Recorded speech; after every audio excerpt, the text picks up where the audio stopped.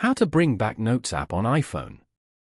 To get started, first of all go ahead and open up the App Store on your iPhone.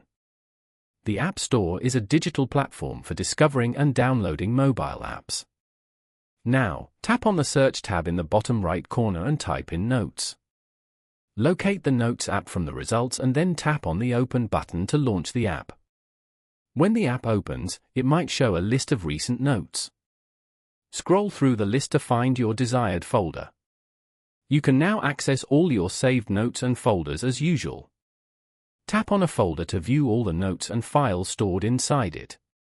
You can then navigate back to the folder list to explore other folders. Following these steps, you can easily bring back the Notes app on an iPhone. Thank you for watching. Please leave a like if this tutorial helped you, or leave a comment below if you have any questions related to the video.